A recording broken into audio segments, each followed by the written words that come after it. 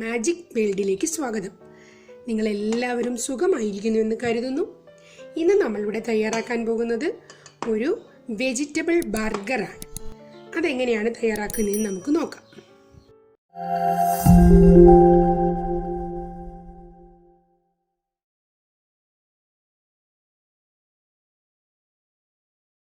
അതിനുവേണ്ടി നമ്മളിവിടെ ഒരു ഉരുളക്കിഴങ്ങും 2 ക്യാരറ്റും കുറച്ച് ബീൻസും വേവിച്ചെടുത്തിട്ടുണ്ട്. ഉപ്പിട്ട് വേവിച്ചതാണ്. അതിനുശേഷം ഞാനിവിടെ ഒരു 100 ഗ്രാം സോയാബീൻ വെള്ളത്തിലിട്ട് കുതിർത്ത് ഉപ്പും മുളക് പൊടിയും മല്ലിപ്പൊടി മസാലപ്പൊടി മഞ്ഞൾപ്പൊടിയും ചേർത്ത് വേവിച്ചെടുത്തതാണ്. ഒരു 1.5 സവോള കൊത്തിയരിഞ്ഞത്, ഇഞ്ചിയും വെളുത്തുള്ളിയും കൊത്തിയരിഞ്ഞത്. ഇപ്പം ഞാനിവിടെ ഒരു പാൻ വെച്ച് അതിലേക്ക് കുറച്ച് സൺഫ്ലവർ ഓയിൽ ഒഴിച്ചു കൊടുത്തിട്ടുണ്ട്. ഇനി അതിലേക്ക് നമ്മൾ അരിഞ്ഞു വെച്ചിരിക്കുന്ന വെളുത്തുള്ളിയും ഇഞ്ചിയും ഇട്ട് ഒന്ന് വഴറ്റിയെടുക്കാം. ഇതിലേക്ക് നമ്മൾ അരിഞ്ഞു വെച്ചിരിക്കുന്ന സവോള കൂടി ഇട്ട് കൊടുക്കാം.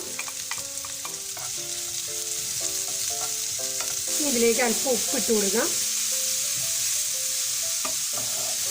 ഇനി ഇതിലേക്ക് ഒരു 3/4 ടീസ്പൂണോളം കുരുമുളക് പൊടി ഇട്ട് കൊടുക്കാം. ഇനി ഇതിലേക്ക് നമ്മൾ വേവിച്ച് വെച്ചിരിക്കുന്ന പച്ചക്കറി കൂടി ഇട്ട് കൊടുക്കാം.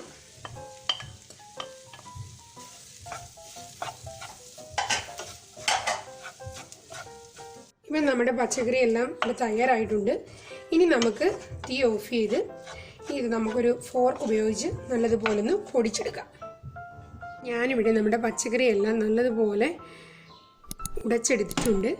ഇനി ഇതിലേക്ക് നമ്മൾ വേവിച്ച് വെച്ചിരിക്കുന്ന ആ സോയ ഞാനൊരു മിക്സിയുടെ ജാറിലിട്ട് നല്ലതുപോലെ ഒന്ന് അരച്ചെടുത്തു.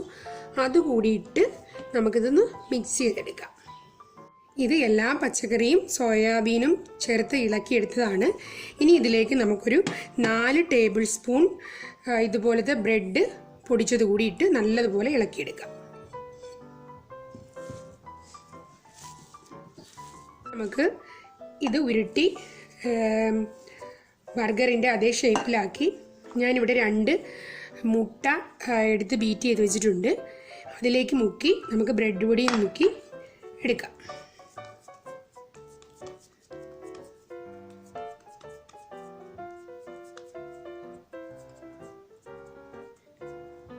ബ്രെഡിന് എത്ര വലുപ്പം ഉണ്ടോ ഏകദേശം ആ ഒരു വലുപ്പത്തിൽ ഇതേപോലെ ആക്കി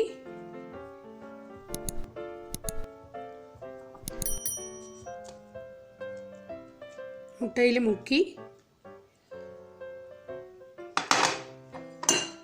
ബ്രെഡ് പൊടിയിൽ മുക്കിയെടുക്കാം.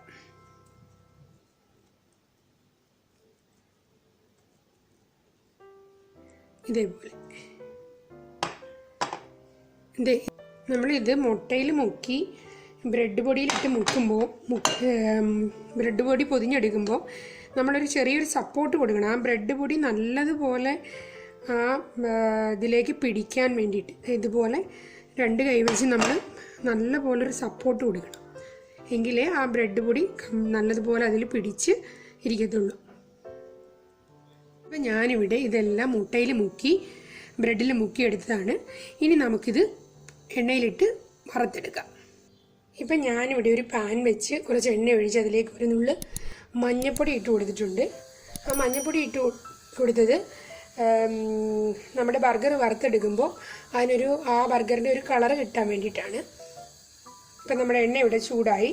അതിലേക്ക് നമ്മൾ തയ്യാറാക്കി വെച്ചിരിക്കുന്ന ബർഗർ ഇട്ട് കൊടുക്കാം.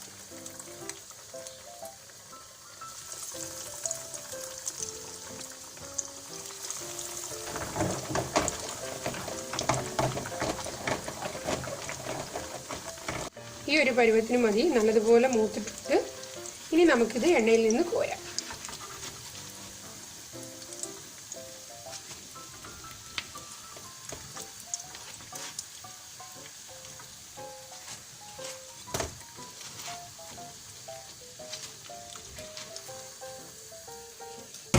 ഇതുപോലെ നമുക്ക് എല്ലാം പൊരിച്ചെടുക്കാം.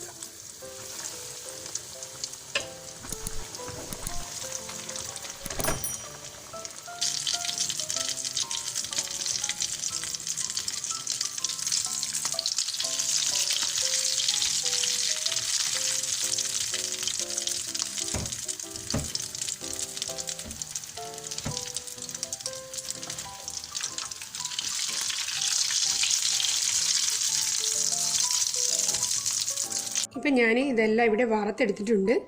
ഇനി നമുക്കിത് സെറ്റ് ചെയ്യാം. അതിനുവേണ്ടി ഞാനിവിടെ കുറച്ച് ക്യാരറ്റ് സ്ലൈസായി അരിഞ്ഞതും കുറച്ച് ക്യാബേജ് സ്ലൈസായി അരിഞ്ഞതും എടുത്തിട്ടുണ്ട്. പിന്നെ കെച്ചപ്പും മയോണൈസും. ഞാൻ ഈ ബർഗറിൻ്റെ ബ്രെഡ് വാങ്ങിയതാണ്. ഇനി ഇതിലേക്ക് നമുക്ക് സെറ്റ് ചെയ്യാം. അതിനാദ്യം നമ്മൾ ഈ ബ്രെഡ് രണ്ടായി ഡിവൈഡ് ചെയ്യുക. അതിലേക്ക് കെച്ചപ്പും മയോണൈസും കെച്ചപ്പും ഒഴിച്ചു കൊടുക്കുക.